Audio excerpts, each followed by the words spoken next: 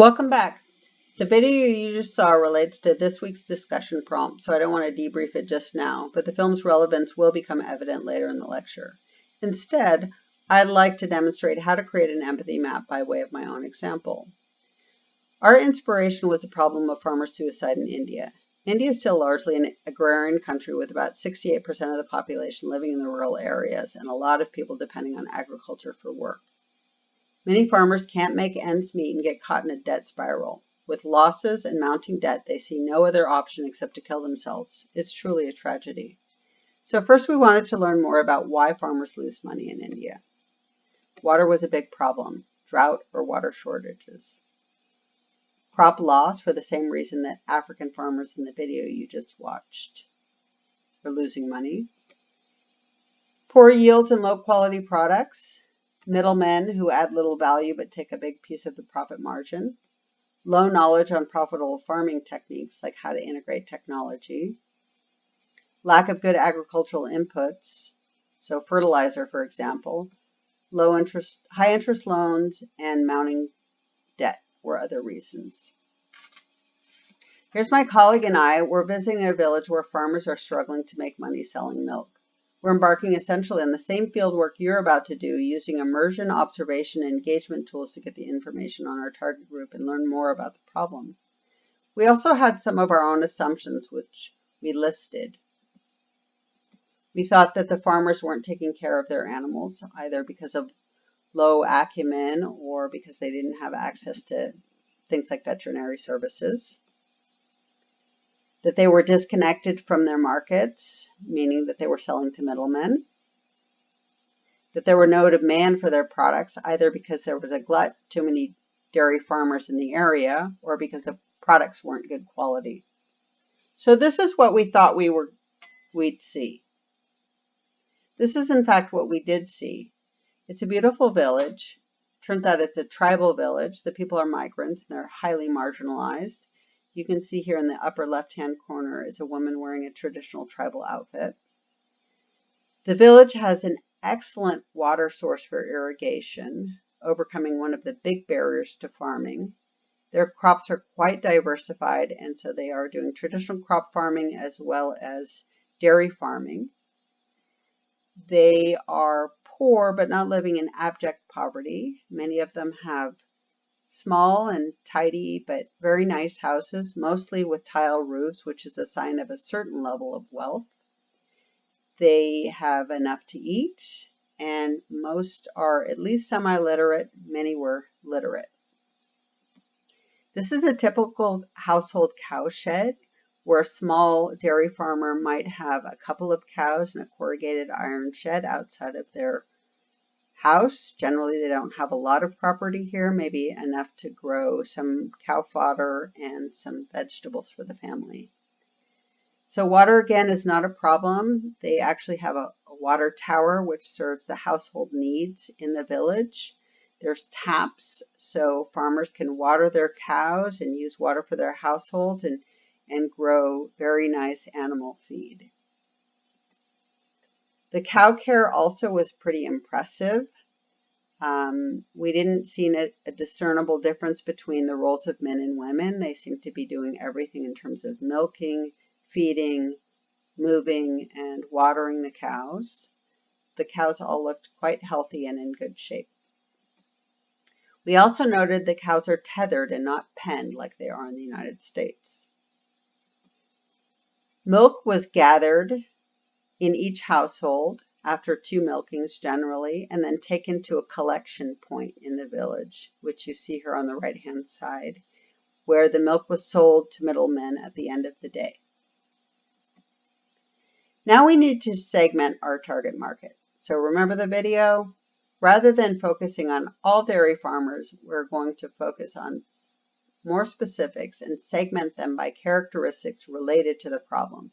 So on the left-hand side of the picture, you see a small-scale farmer who has about a dozen cows. He's integrated a certain level of technology and is obviously running this as a small business.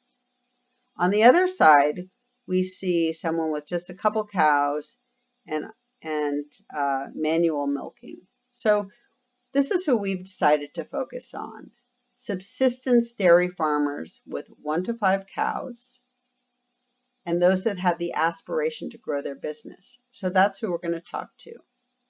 And we're going to want to capture in as much detail as possible information like, where do we find them?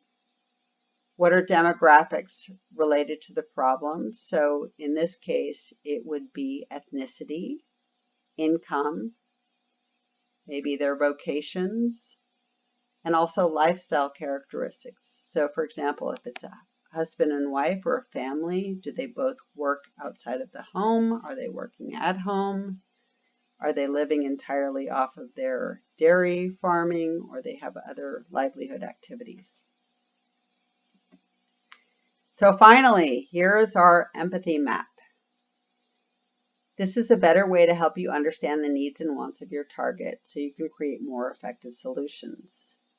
When we're doing market research, it's pretty easy to forget that our target groups are real people. And so the empathy map is a helpful tool so you can define the target, what you know about them, what you think you know about them, which are your assumptions, and what you need to know about them. So that's your future research.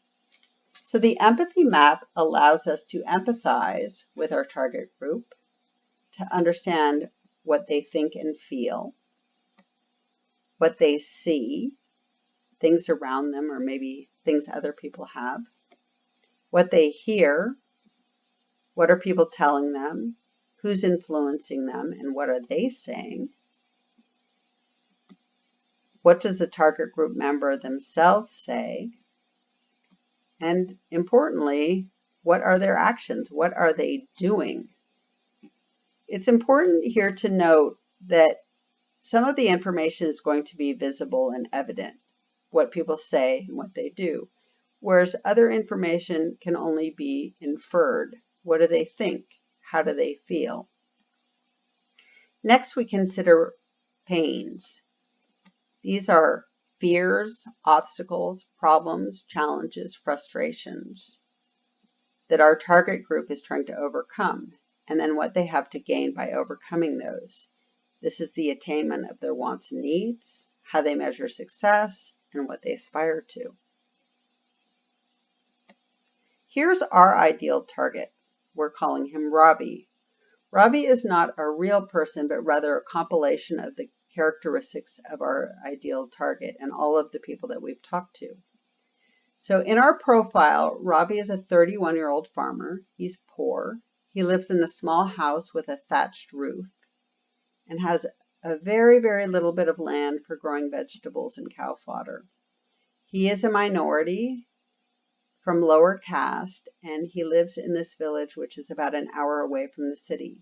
He has 2 cows and 1 heifer. He works in the fields of another farmer during the day, and he aspires to being a dairy farmer full-time, buying a larger plot of land and more cows someday. He has a wife. She works at home and takes care of their 3 small children.